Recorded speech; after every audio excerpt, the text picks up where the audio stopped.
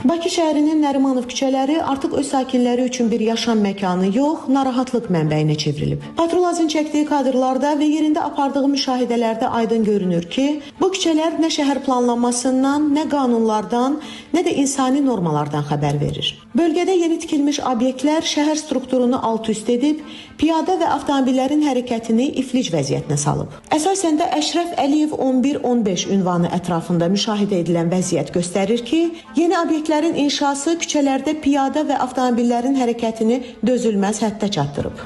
Ice Pub restoran, Dental Estetika, Republic Pub Lounge, Harika salonu kimi obyektlərin səkiləri zəbt etməsi küçələrdə hərəkəti mümkünsüz hala gətirib. Belə ki, səkilər zəbt olunub, piyadalar yola çıxmaq məcburiyyətində qalır, avtomobillər isə sözün əsl mənasında tıxac içində çırpınır. Ən acınacaqlı vəziyyət isə Chow Pizza restoranının qarşısında yaşanır. Avtomobillər sanki restorana daxil olmaq istəyirmiş kimi səkiləri tamamilə zəbt edib. Sanki burası bir restoran deyil, avtomobil sərgisi meydançasıdır. Sakinlər vaxtı ilə köhnə binaların sökülərək daha müasir və rahat yaşayış məkanları ilə əvəz olunacağını eşidəndə ümidlənmişdi. Lakin köhnə binaların yerinə başı pozuq şəkildə ucaldılan obyektlər nəinki vəziyyəti düzəltməyib, əksinə Nərimanov rayonunu özbaşınalıq simvoluna çevirib. Hazırki şəraitdə avtomobil sahibləri də çətin vəziyyətə düşüblər. Lakin problemin kökü fərdi sürücülərdə yox, şəhərsalma planlanmasındakı boşluqlarda axtarılmalıdır. Bir sözlə, məsuliyyətsizlik və plansızlıq qarşısında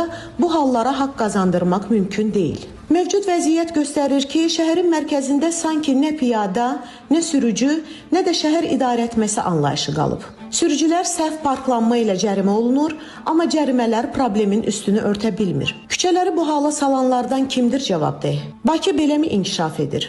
Küçələri beləmi gözəlləşir?